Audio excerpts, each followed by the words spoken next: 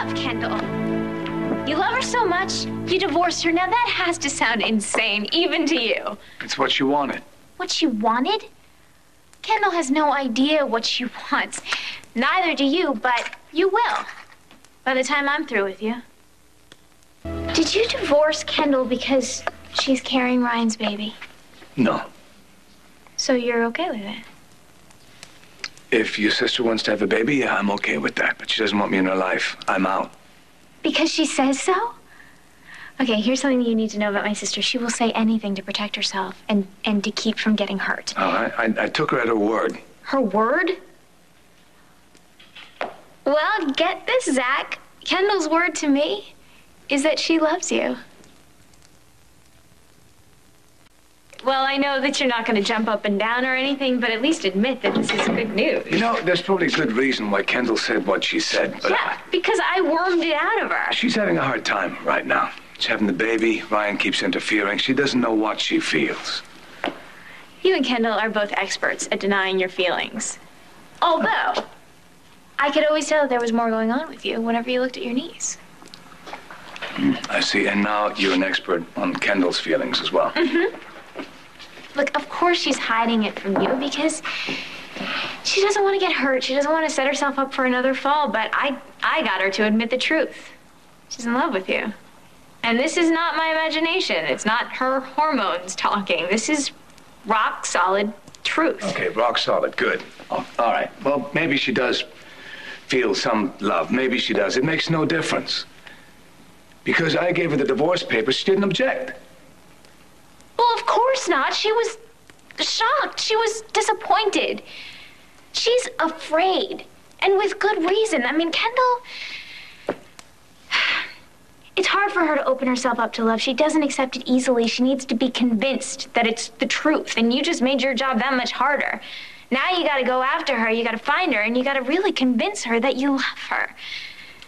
I think Kendall's got enough pressure right now, don't you? If you love each other, that doesn't add to the pressure. That relieves it. Believe me, I know. I mean, Maggie and I held out so long, we thought we were gonna explode. Well, we're not you and Maggie. It's a little different, and I'm not gonna make the same mistakes that I made with Maria. Kendall's nothing like Maria. I know that, and I'm not saying that, but Maria didn't want me in her life. I kept pressuring her, and I ruined her life. That's what I did. And now it's Kendall and me, and there's a child involved as well. Well, I don't want to speak too soon. I don't know how things are going to turn out, but the way you are with Miranda, I think you'd make a good dad. Your business partner would disagree. If you had been there from the start with Ethan, you would have had a chance. And as for Maria and Kendall, their situations are entirely different. Kendall isn't married to anybody else. She isn't choosing between you or anyone else. She's just afraid. She's afraid to open herself up to love. She doesn't have a lot of faith in it. But you can change that. You're the only one who can.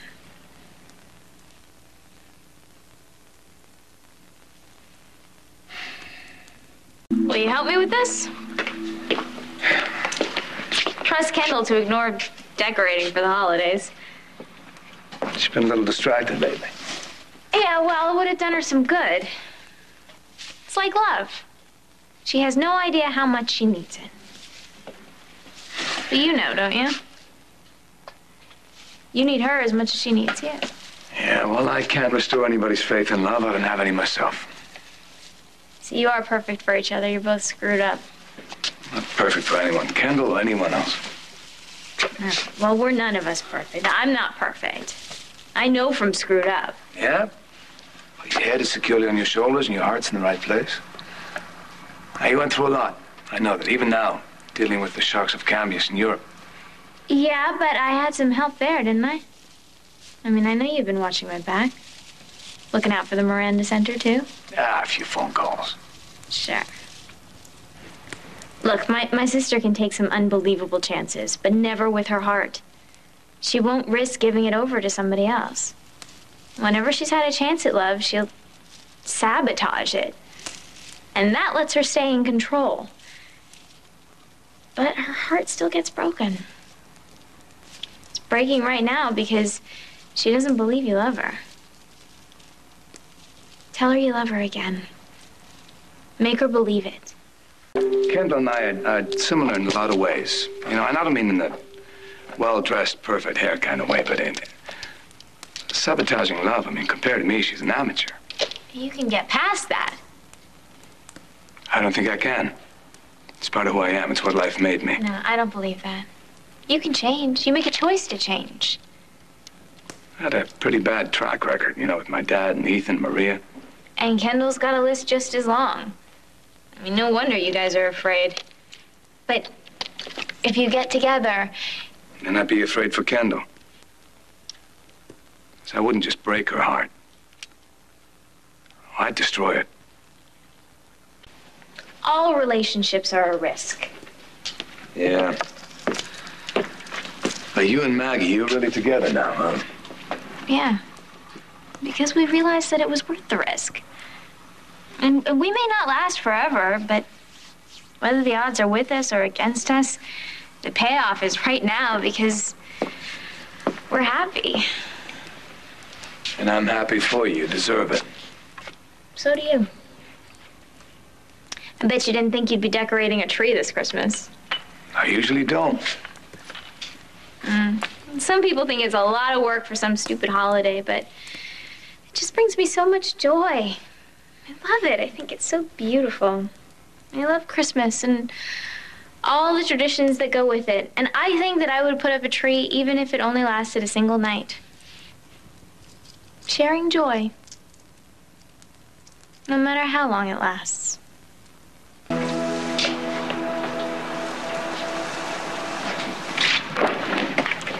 You think Kendall will like it? There's something missing. You're right. Oh, man. It's late, isn't it? I better get home. I gotta get back to Miranda. But, Merry Christmas. Merry Christmas. Here. I think you can handle it from here.